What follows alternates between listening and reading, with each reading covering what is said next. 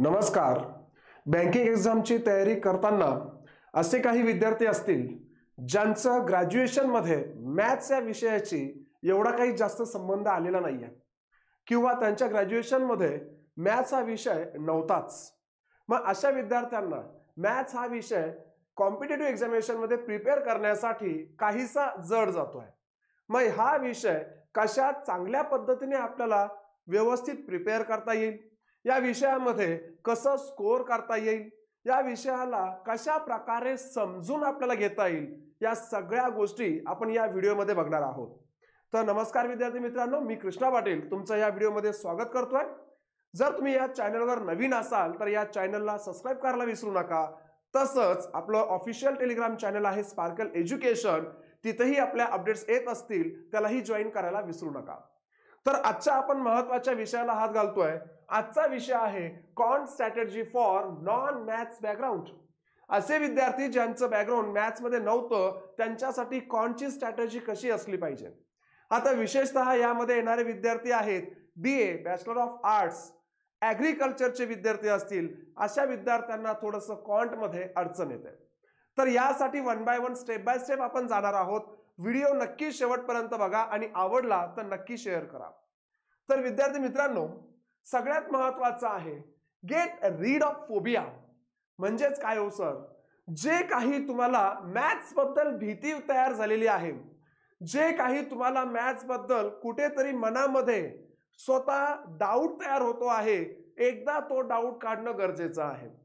कारण होतं काय आहे की नेमकं आपल्याला एक काहीतरी आवाज येतोय अंधाऱ्या घरामध्ये, पण नेमकं आहे काय, तर नंतर जर लाईट लावून चेक केलं लक्षात येतं काही नव्हता, एक छोटासा उंदीर होता. तर मॅथ्सचा फोबिया हा सुद्धा मिळता जुळता तसाच आहे, काही विशेष अवघड नाहीये. ज्यावेळेस तुम्ही एकदम रूट पासून सुरू करणार त्यावेळेस लक्षात येईल की आपण त्या मॅथ्स विषयाचा किती बाऊ केला आहे, किती आपण त्याला घाबरतोय. मग हा फोबिया कसा काढता येईल? फोबिया काढण्यासाठी सगळ्यात महत्त्वाच्या काही गोष्टी आहेत मित्रांनो. तुम्हाला मॅथ्सचं बेसिक गोष्टी लक्षात आणणं गरजेचं आहे. मॅथ्स मध्ये लागतं काय, मॅथ्स सोपं कसं होतं हे तुम्हाला समजणं अतिशय गरजेचं आहे. मग आम्हाला यामध्ये काय काय लागणार आहे? सगळ्यात महत्त्वाची गोष्ट मित्रांनो, तुम्हाला कॅल्क्युलेशन लागणार आहे. तर कॅल्क्युलेशन जर तुमचं परफेक्ट असेल तर कॉम्पिटिटिव्ह एक्झामिनेशन मध्ये मॅथ्स हे अतिशय सोपं होतंय. आणि कॅल्क्युलेशन म्हणजे दुसरं तिसरं काही नसतं रे. बेरीज, वजाबाकी, गुणाकार, भागाकार, square, square root, cube, cube root, ज्याच्या तुम्हाला युट्यूबवर भरपूर व्हिडिओज मिळतील, ज्यांच्या तुम्हाला ट्रिक्स अवेलेबल असतील, आपल्याही ऑफिशियल चॅनलवर आहेच. मग या कॅल्क्युलेशन तुम्हाला जेवढं सोपं करता येईल थोडंसं या कॅल्क्युलेशन कडे सुरुवात करा. सगळ्यात खूप मोठा घास आपल्याला घ्यायचा नाहीये, बेसिक गोष्टीपासून सुरुवात करा. बेसिक गोष्टीपासून, मग त्यामध्ये ऍडिशन असेल, सबट्रॅक्शन असेल, मल्टिप्लिकेशन, डिव्हिजन, या बारीक बारीक गोष्टींपासून सुरुवात करा. यानंतर आम्हाला यासाठी लागणार काय आहेत, काही पाड्यांची गरज आहे. तर 25 ते 30 पर्यंत तुमचे पाडेपाठ असू द्या. वर्गाची गरज आहे म्हणजे स्क्वेअरची गरज आहे, 30 पर्यंत तुमचे स्क्वेअर लक्षात असू द्या. कमीत कमी 15 पर्यंत तुमचे क्यूब लक्षात असू द्या. या बेसिक रिक्वायरमेंट आहेत. एवढं जरी फुलफिल केल्यात, स्टेप बाय स्टेप मॅथ्स कडे चला, तुमचा फोबिया ऑटोमॅटिक कमी होईल. एक बघा, हे रॉकेट सायन्स नाहीये, एका दिवसामध्ये मॅथ्स सोपं होणार नाहीये. यासाठी तुम्हाला स्टेप्स असणं ज्या फॉलो करावं लागणार आहेत. एक स्टेप जरी तुम्ही त्यातली क्रॉस करायचा प्रयत्न केला तर मित्रांनो खाली पडण्याची शक्यता जास्त आहे. या बेसिक स्टेप्स तुमच्या पूर्णपणे कंप्लीट झाल्याच पाहिजे, मॅथ्स खूप सोपं होणार आहे. तर पहिली सगळ्यात मोठी गोष्ट काय आहे, तुमचं कॅल्क्युलेशन परफेक्ट असणं खूप गरजेचं आहे. आणि मग तुम्ही या फोबियाला ओव्हरटेक करू शकता. पुढे आम्हाला काय काय सांगायचंय बघा, मी तुम्हाला सांगितलंय स्टार्ट फ्रॉम बेसिक. कॅल्क्युलेशन तुमचं बेसिक पासून सुरू असलं पाहिजे. जसे एक उदाहरण दिसतंय, बॉडमास म्हणजेच काय, bracket of division, multiplication, addition, subtraction, कंचे भागू बेव, हे आपण शिकलो होतो 4थी 5वीला. इथून सुरुवात करायला हरकत नाहीये. पण एकदा जर सुरुवात केली तर सगळ्यात महत्वाची गोष्ट आहे कन्सिस्टन्सी. मग थांबायचं नाहीये. मग आजपेक्षा उद्या आपल्याला नवीन शिकायचं आहे आणि मागचे जे शिकलाय त्यात परफेक्शन पाहिजे. फक्त एवढ्याच स्टेप फॉलो करा. काही अवघडही नाहीये, हे सोपंही नाहीये, हे आहे पूर्णपणे कन्सिस्टन्सीवर डिपेंड असलेला प्लॅन. जर तुमच्याकडे कन्सिस्टन्सी असेल, बेसिक पासून सुरुवात केली मित्रांनो, तुमचं मॅथ सोपं आहे. क्लिअर. सुरू करत असताना छोटे छोटे एक्झाम्पल घ्या. ऍडिशनचे 100 एक एक्झाम्पल घेऊन टाका. पहिल्यांदा 2 डिजिटचे ऍडिशन, 3 डिजिट, 4 डिजिट, 5 डिजिट असं 100 एक क्वेश्चन सॉल्व्ह करा.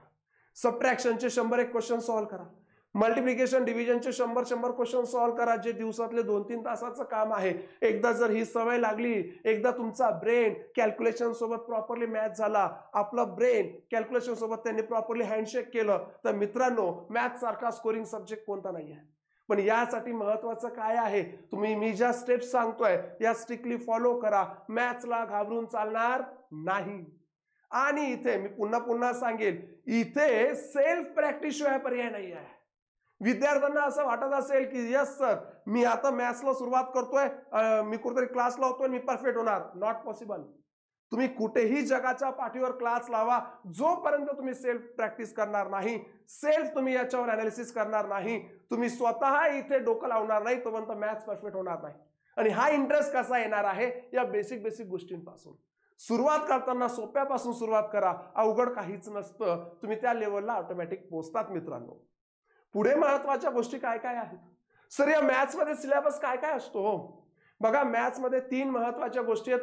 त्यातल्या त्यात बँकिंग एक्झाम बद्दल किंवा MBA CET बद्दल सांगायचं झाल्यास अरिथमॅटिक हे जास्त महत्वाचं. सॉरी. यानंतर आहे डेटा इंटरप्रिटेशन आणि आहे स्पीड मॅथ्स. स्पीड मॅथ्स म्हणजे कॅल्क्युलेशन मध्ये. आता अरिथमॅटिक मध्ये येणारा सिलेबस काय काय आहे तो आपण पुढे बघणारच आहोत. अरिथमॅटिक मध्ये काय आहे, मॅथ्सचं तुम्ही जेव्हा एक्झाम देणार 3 प्रकारे, बँकिंग मध्ये 3 प्रकारे तुम्ही मॅथ्सला डिवाइड करू शकता. अरिथमॅटिक मध्ये तुम्हाला 10 ते 15 प्रश्न प्रत्येक प्रीच्या एक्झाम मध्ये असतंच. आणि त्याच लेवलचं वेटेज डेटा इंटरप्रिटेशनचं देखील असतं मित्रांनो. आणि स्पीड जे मॅथ्स आहे त्याच्यावर 10 प्रश्न असतात. मग स्पीड मॅथ्स मध्ये काय येणार आहे, simplification, approximation, number series, comparison of variable, हे स्पीड मॅथ्स मध्ये येतं, जसं क्वाड्रॅटिक इक्वेशन. अरिथमॅटिक मध्ये काय येणार आहे, percentage, average, ratio proportion, time speed distance, time inverse, simple interest, compound interest, permutation combination, probability, problem based on trains, boat and stream, pipe and system, हे सगळं, profit and loss, हे सगळं येतं arithmetic मध्ये. यानंतर डेटा इंटरप्रिटेशन. डेटा इंटरप्रिटेशनचे टाइप्स पण पडतात. हे सगळं आपण आता नेक्स्ट स्लाइड मध्ये बघणार आहोत. सर्वांना ह्या 3 प्रकारे मॅथ्सचे जे काही मी डिव्हिजन केलेलं आहे, या तिन्ही मध्ये आपल्याला परफेक्शन आणायचं आहे. पुढे बघूया की यामध्ये काय काय येत आहे. तर मित्रांनो, परफेक्शन आणण्यासाठी काय करावं लागणार आहे, विद्यार्थ्यांची बेसिक नीड काय असते, सर आम्हाला कमी वेळेमध्ये उत्तर आलं पाहिजे. पण हे बरोबर आहे, तुमचं कमी वेळेमध्ये उत्तर आलं पाहिजे, सगळ्यांची नीड आहे. पण यासाठी विद्यार्थी फक्त एकाच गोष्टीकडे फोकस करतात, दॅट इज ट्रिक. सर आम्हाला ट्रिक्स द्या, आम्हाला ट्रिक्स द्या, आम्हाला ट्रिक्स द्या. पण त्यांचं दुर्लक्ष होतं कन्सेप्टकडे. लक्ष द्या मित्रांनो, जर तुमच्या कन्सेप्ट क्लिअर असतील तर तुम्ही स्वतः ट्रिक्स तयार करू शकतात. पण जर तुम्ही ट्रिक्सच्या भरोश्यावर राहत असतील तर कन्सेप्ट क्लिअर होणार नाही, ते पाठांतर होईल. या प्रकारचा प्रश्न आला तर असं करायचं, त्या प्रकारचा प्रश्न आला तर तसं करायचं. आपण मॅथ्स मध्ये पाठांतर करणं चुकीचं आहे. मॅथ्स मध्ये पाठांतर करू नका मित्रांनो. मग विद्यार्थ्यांची भूक असते, सर ट्रिक्स द्या, ट्रिक्स द्या, ट्रिक्स द्या. अरे पहिले बेसिक कन्सेप्ट क्लिअर कर. एक तुझा प्लॅटफॉर्म जर चांगला असेल ना, जर घराचे कॉलम चांगले असतील ना, वरती तू कितीही मजले बांधू शकतो. पण काय, कॉलमच चांगला नाहीये, बेसच चांगला नाहीये, वरती डेव्हलपमेंट होणं शक्य नाहीये. आणि हे बेस काय आहे, तर हे आहे तुमच्या कन्सेप्ट. Is that clear? तर कन्सेप्टवर फोकस करा आणि कन्सेप्ट नुसार तुमच्या ट्रिक्स डेव्हलप करा. फक्त ट्रिक्स ट्रिक्स ट्रिक्स चालणार नाही. क्लिअर मित्रांनो? आणि महत्वाचा प्रॉब्लेम काय आहे, ज्यावेळेस विद्यार्थ्यांना ट्रिक्स दिल्या जाते, पर्टिक्युलर क्वेश्चनला ही ट्रिक्स, सेकंड क्वेश्चनला ही ट्रिक्स, थर्ड क्वेश्चनला ही ट्रिक्स, एक्झाम मध्ये जर तिन्ही क्वेश्चन एकत्र तयार करून दिले, मग काय कराल, मग कोणती ट्रिक्स वापराल? तिथे कामा येणार आहे तुमच्या कन्सेप्ट. लक्षात असू द्या, कन्सेप्ट क्लिअर असलेला विद्यार्थी ट्रिक्स तयार करतो आणि या ट्रिक्स तयार करता येतात. दॅट इज डिपेंड की तुम्ही किती लॉजिक लावू शकतात. ओके, त्यामुळे फक्त ट्रिक्सचं भुकेले असू नका, याच्यासोबत कन्सेप्टचंही भुकेले असणं गरजेचं आहे. तुम्हाला समजलं असेल मला काय सांगायचंय, खूप महत्वाची गोष्ट होती ही. यानंतर एक्झाम प्रोसेस मध्ये काय असतं, हे प्रिलियम्स आहे मित्रांनो, मेन्स आहे. यामध्ये कॉन्टचे 35 क्वेश्चन 50 मार्कला असतात, रिजनिंगचे 35, 50, इंग्लिशचे 30 आणि 50. सर तुम्ही कॉन्ट बद्दल बोलताय आणि हा पॅटर्न का सांगितलेला आहे, पॅटर्न यासाठी सांगितलंय, कॉन्टचं वेटेज तुम्हाला लक्षात आलं पाहिजे की प्री मध्ये 35 मार्काला जनरली असतं आणि मेन्स मध्ये 50 मार्काला आहे. म्हणजे सगळ्या सब्जेक्ट मध्ये जर बघितलं इक्वल किंवा थोडंसं जास्त हे कॉन्टचं वेटेज आहे. त्यामुळे कॉन्ट या विषयाला स्कोर करणं गरजेचं. तसे सगळेच विषय स्कोर असणं गरजेचं आहे, पण कॉन्ट हा विषय त्यातल्या त्यात स्कोर करणं सोपं आहे. फक्त इथे एकच गोष्ट तुम्हाला मागे टाकते, तो तुमचा फोबिया. तो कसा दूर करायचा मी तुम्हाला तेही क्लिअर केलेलं आहे. पुढे काय आहे बघा मित्रांनो, जसं मी तुम्हाला सांगितलं कॉन्ट मध्ये 3 प्रकार पडतात. एक आहे अरिथमॅटिक, डेटा इंटरप्रिटेशन आणि स्पीड मॅथ्स. अरिथमॅटिक मध्ये असले टॉपिक मी थोडंसं बाजूला सरकतोय, तुम्ही स्क्रीनशॉट घेतला तरी चालेल.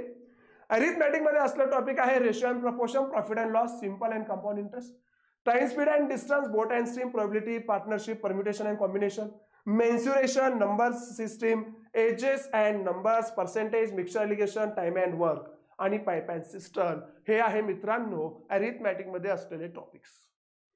डेटा इंटरप्रिटेशन मध्ये किती प्रकार पडतात? डीआय मध्ये मिक्स डीआय असतो, त्यामध्ये ऍक्च्युली डेटा सफिशियन्सी इथेच पाहिजे होता, या ठिकाणी नको हवा होता.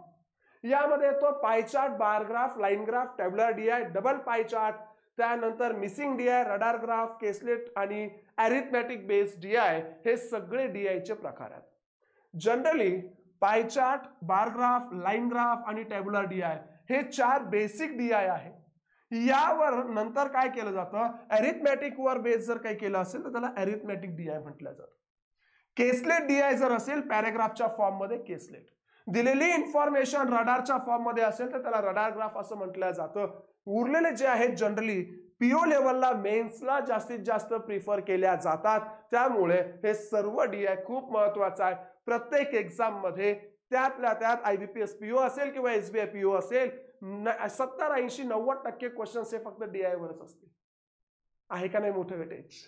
तिथे स्पेशल मेन्शनच केलं जातं सिलेबसमध्ये. मेन्सच्या टॉपिक मध्ये तिथं तुम्हाला क्वांटिटेटिव्ह ऍप्टिट्यूड किंवा न्यूमेरिकल ॲबिलिटी नसते, तिथं डायरेक्ट मेन्शन केलं जातं डेटा इंटरप्रिटेशन. सिलेबस मध्येच दिलेलं जातं, ऑफिशियल नोटिफिकेशन मध्ये. तर एवढं मोठं वेटेज डेटा इंटरप्रिटेशनचं आहे. यानंतर स्पीड मॅथ्स. स्पीड मॅथ्स मध्ये काय काय येतं? Wrong number series, quadratic equation, simplification, approximation किंवा मिसिंग नंबर सिरीज. तर हे सगळे आहे तुम्हाला दिलेला डिटेल सिलेबस मित्रांनो. याचा सर्वांनी व्यवस्थित, जर तुम्ही न्यू कमर असाल, नवीन सुरुवात करत असाल तर हे सगळ्या गोष्टी तुम्हाला माहिती असणं गरजेचं आहे. तर हे होतं तुम्हाला कॉन्ट बद्दल एक सुंदर सेशन मी तुमच्यासाठी घेऊन आलो. पुन्हा एकदा रिपीट करेल, जर तुम्ही नवीन असाल तर आपलं स्पार्कल एज्युकेशन ॲपला डाउनलोड करायला विसरू नका विद्यार्थी मित्रांनो. यामध्ये तुम्हाला अनेक गोष्टी भेटतील, यामध्ये वेगवेगळे कोर्सेस भेटतील आणि त्यातल्या त्यात क्वालिटी एज्युकेशनचं तुम्हाला इथं इन्शुरिटी असणार आहे. तर स्पार्कल एज्युकेशन ॲप डाउनलोड करायला विसरू नका आणि स्पार्कल एज्युकेशन आपल्या टेलिग्राम चॅनलला देखील जॉईन करायला विसरायचं नाहीये. तिथेही तुम्हाला जास्तीत जास्त अपडेट्स येतील. आणि जर तुम्ही नवीन असाल तर आपल्या या YouTube चॅनलला नक्की सबस्क्राईब करा. इथंच थांबतोय. अपेक्षा करतो सर्वांना व्हिडिओ आवडला असेल. धन्यवाद.